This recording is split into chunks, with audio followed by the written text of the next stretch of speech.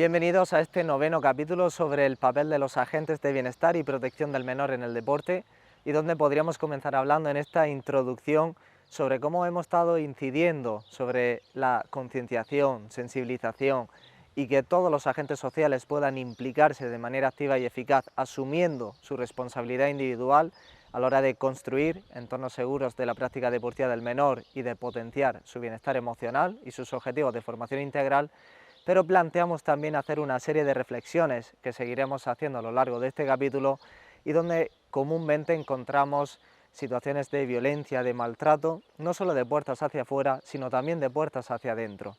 En este sentido podríamos comentar sobre actos de los propios entrenadores o técnicos deportivos hacia sus propios deportistas, de cómo los espectadores desde la grada, especialmente familiares, también llevan a cabo situaciones de menosprecio, insultos, de violencia y de maltrato, incluso hacia sus propios deportistas también, y donde también este tipo de conductas podemos observar que incluso pueden generar rechazo, pero no se penalizan, no se sancionan y evidentemente siguen pasando de una manera perpetrada en nuestro día a día. Entonces, ¿qué podemos hacer aquí? Hablamos igualmente de violencia, ¿no? Así que a lo largo de este capítulo desarrollaremos también funciones específicas de todos los agentes sociales y evidentemente aprovecharemos este bonito capítulo para reflexionar sobre numerosas cuestiones como estas.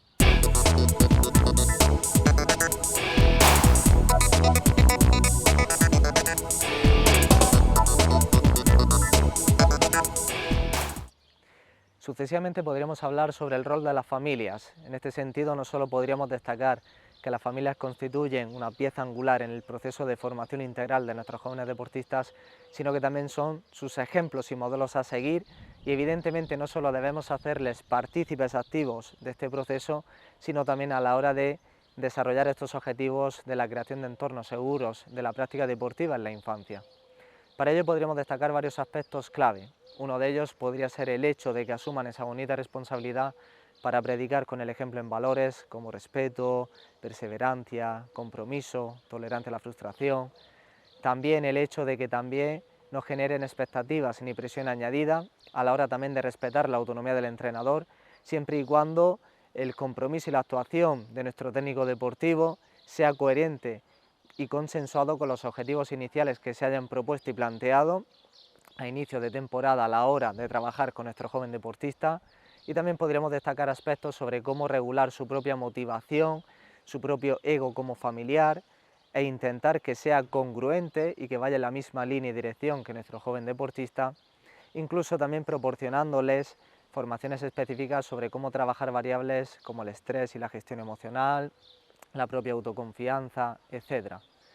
Para ello también podríamos destacar que el decálogo para buenos espectadores que ha elaborado nuestra Diputación de Deportes de Almería serviría como una gran bibliografía complementaria y de gran ayuda para reforzar esta temática, y donde también podríamos encontrar otras bibliografías como también nuestro joven deportista o el menor que pide disculpas sobre la actitud de su familiar dentro del terreno de juego y desde la grada, y también reflexiones desde la grada, como el hecho de asistir a un espectáculo deportivo no nos otorga ni el más mínimo derecho a poder realizar un insulto, menosprecio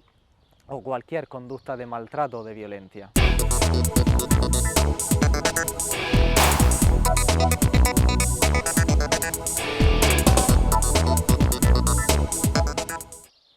A continuación podríamos hablar sobre el rol de los técnicos deportivos y auxiliares, donde si bien comentábamos que las familias son un modelo y ejemplo a seguir por parte de nuestros deportistas, uno de los segundos pilares que también ejercen esa influencia son nuestros técnicos deportivos. Para ello debemos también de intentar hacerles partícipes de manera activa de este proceso de formación, que asuman también su bonita responsabilidad individual, y para ello podríamos destacar cómo a menudo, en ejemplos que mencionábamos en nuestra introducción, observamos conductas de ciertos entrenadores, técnicos deportivos, que ejercen conductas de menosprecio, de maltrato, de rechazo hacia sus propios deportistas incluso, y donde dichas conductas no se sancionan, ya que podríamos ver, independientemente de la modalidad deportiva que se tratara, cuando un entrenador o técnico deportivo ejerce cualquier tipo de acto violento o de maltrato hacia el rival, hacia el público, hacia el juez o árbitro, evidentemente dicha conducta se sanciona. Pero ¿qué sucede con las conductas que acabamos de mencionar anteriormente? Hablamos de violencia o de maltrato de igualmente manera, ¿no? En este sentido podríamos destacar que nuestros técnicos deportivos y auxiliares tengan en cuenta ciertos aspectos clave, muy similares también al rol de los familiares, como predicar con el ejemplo en valores, también clarificar con qué perfil de deportistas están trabajando, exigiéndoles en base a sus características y posibilidades reales de afrontamiento, y para ello los técnicos deportivos deben de intentar proporcionar un clima de confianza saludable entre sus jóvenes deportistas, transmitir entusiasmo, pasión, también proporcionar objetivos de mejora y un feedback, no solo a través de su comunicación verbal, sino también no verbal hacia nuestros menores. Y también evidentemente un requisito indispensable para los técnicos deportivos y auxiliares y de obligado cumplimiento, no solo a través de nuestra ley LOPIVI, sino también a través de la legislativa actual, sería el poseer el certificado negativo de delitos sexuales, ya que evidentemente para ejercer cualquier tipo de actividad que con frecuencia ejercemos sobre nuestros menores en el ámbito educativo, deportivo o de otra índole, toda persona adulta debe de poseer este certificado negativo de naturaleza de delito sexual y un requisito indispensable para ello. De hecho, material complementario sobre cómo construir en esa educación socioemocional de nuestros jóvenes deportistas, podríamos aprovechar también nuestra guía de buenas prácticas en psicología deportiva para técnicos de iniciación de escuelas municipales, también elaborado por el área de deportes de la Diputación de Almería, con su programa Almería Juega Limpio e Innova, y que también nos podría resultar de gran ayuda sobre este aspecto.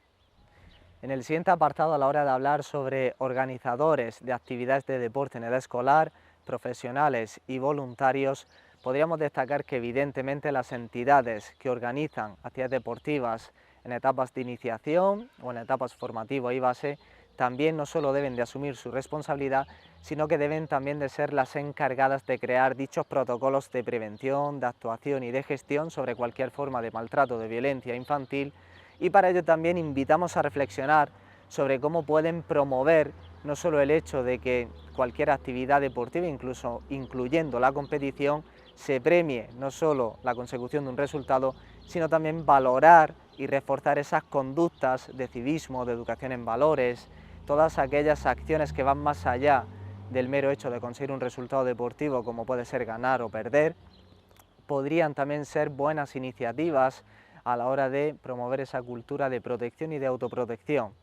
Evidentemente también la Diputación de Deportes de Almería lleva muchos años trabajando a la hora de proporcionar ligas de educación en valores, independientemente de la modalidad deportiva que se trate, y este tipo de ejemplos podrían ser modelos a seguir para otras entidades organizadoras del deporte en etapa formativa y base. Para ello también los profesionales y voluntarios deben de reunir una serie de requisitos indispensables, como ese certificado negativo de delitos sexuales para trabajar en la infancia y adolescencia, y donde también deben de ser los encargados de cumplir con dichos protocolos establecidos, denunciar y comunicar cualquier tipo de duda, sospecha o de conducta de maltrato o violencia en el deporte infantil, y evidentemente también predicar con el ejemplo en valores y actuar en consecuencia sobre ello.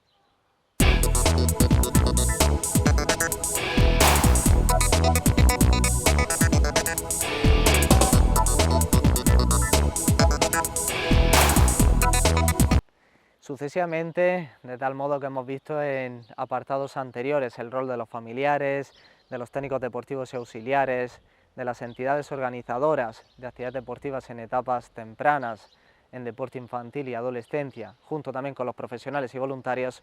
no podemos olvidarnos de un agente que a menudo parece desapercibido, pero que también es fundamental en el proceso de formación, como son nuestros jueces y el equipo arbitral.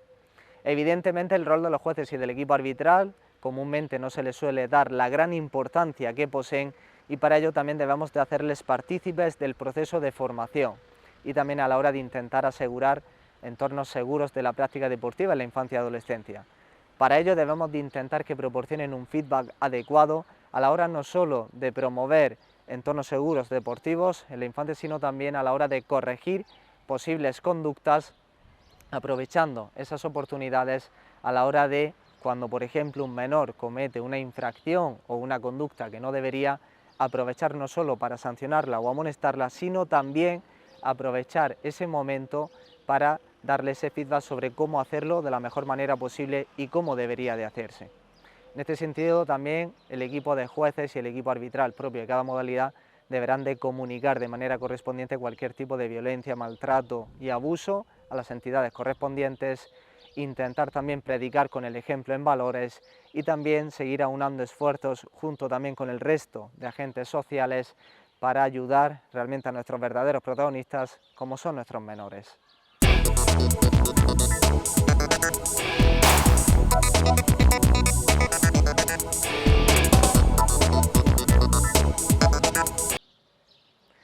Y finalmente, como conclusión de este noveno capítulo, donde hemos visto los agentes de bienestar y protección del menor en el deporte,